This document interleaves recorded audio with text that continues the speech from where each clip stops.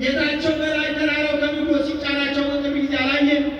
ይህ ሁሉ ለእኔና ለእናንተ ማስተማሪያቸውን በማመስገን ፈጣሪያቸውን ስሙን ቀድሰው ክብሩን በመውረስ የነበሩትን ከላይ እስከ ታች ድረስ አንስተናል፣ ጠርተናል። አሁን ወዳለንበት ሕይወታችን ስንመጣ አሁን ዛሬ ማህበር አድርጋ አንድ አድርጋ ያለምንም ልዩነት በአክናፈ በረከቷ አቅፍ አድርጋ በአጸደ ቤተክርስቲያን ሁላችንም አሰባስበናለች። በዚህ ተሰባስበን ምን ማድረግ አለብን? ምን መስራት አለብን? ምን መሆን አለብን? ምን ብናደርግ ነው ሕይወት የምናገኘው? ምን ብንሰራ ነው ከእሱ ጋር መኖር የምንችለው የሚለው ጥያቄ በአእምሯችን ውስጥ ሊካተት ይገባል። አሁን እየታደለ የሚገኘው ቅዱስ ሥጋውና ክቡር ደግሞ ለማንም ለምንም ሳይሆን ለእኔና ለእናንተ የተሰጠን ነው። በዮሐንስ ወንጌል ምዕራፍ 6 ከቁጥር 31 ጀምሮ እስከ 51 ድረስ 33 ጀምሮ እስከ 51 ድረስ የተናገረው አምላካዊ ቃል ሊዘነጋ አይገባውም። ከዚህ ማዕድ መራቅ መሸሽም አያስፈልግም። እንደ ሕያው ቃሉ እኔ የሕይወት እንጀራ ነኝ፣ እኔ የሕይወት መብል ነኝ፣ እኔ የሕይወት መጠጥ ነኝ። ከዚህ እንጀራ የሚበላ ከዚህ የሕይወት መጠጥ የሚጠጣ ከዚህ የሕይወት እንጀራ የሚበላ አይራብም፣ ለዘላለም ሕያው ሆኖ ይኖራል። ከዚህ የሕይወት መጠጥ የሚጠጣ አይጠማም፣ ሁልጊዜ ሕያው ሆኖ ይኖራል ብሎ አምላካዊ ቃሉ አስቀምጦታል። መውጣት የሚችል ማንም የለም። ከቅዱስ ሥጋው ከክቡር ደሙ መራቅ ሕገ እግዚአብሔር አይደለም።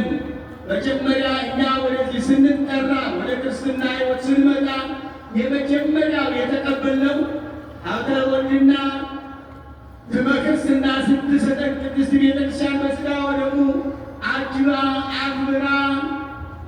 አክብራ ነው የሰጠችን ቅድስት ቤተክርስቲያን። ያን ጊዜ የተቀበልነው ሥጋ ከእናደም ያን ጊዜ የተሰጠንን ቅዱስ ሥጋና ክቡር ደም የተቀደስንበትን የዘላለም ሕይወት እንድንወርስ መጀመሪያ ሴቶች በ80 ቀን ወንዶች በ40 ቀን የተቀበልነውን ሥጋና ደም ዛሬ ለምን እንደምንሸሸው ለምን እንደምንርቀው መቼም በእውነቱ በእሚናችን ውስጥ ሊገባ በእሚናችን ውስጥ ጸጸት ሊይዘን ይገባል። ሕፃናት ይኸው ተሰልፈው ይቀበላሉ።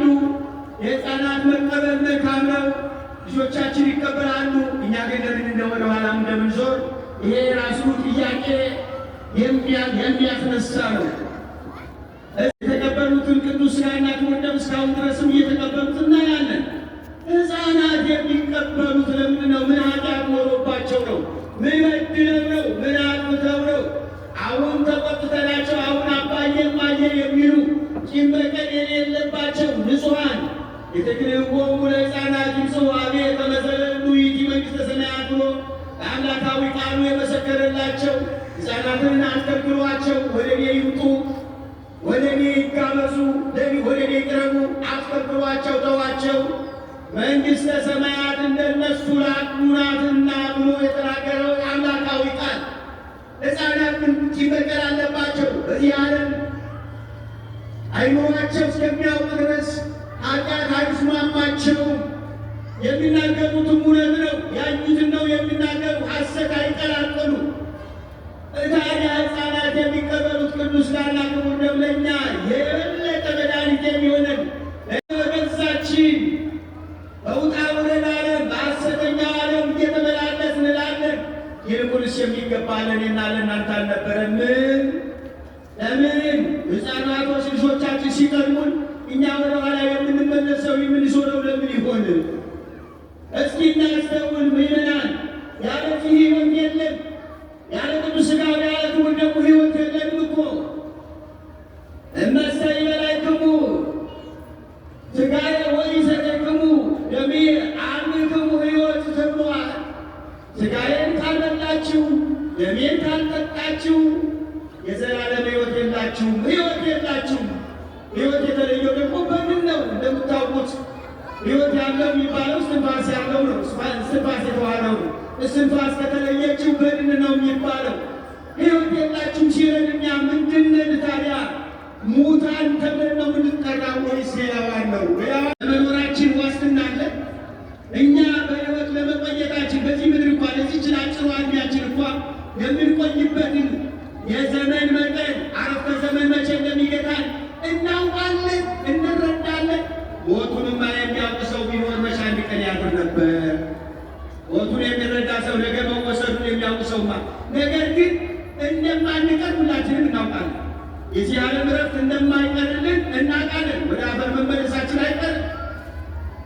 ወደ መሬት መግባታችን አይቀርም። መቃብር ተከፍቶ ለእኛ ይዘጋጃል። 3 ክንድ መሬት ውስጥ እንገባለን እንጥፍጥፍ ብለን። ያ ጊዜ ግን የሚከተለንን ሕይወት የሕይወት እንጀራ የሕይወት መጠጥ ካልበላን ካልጠጣን የሚከተለንን ይዘን ካለ ነፍሳችን በጥያቄ ውስጥ ነው የምትገባ።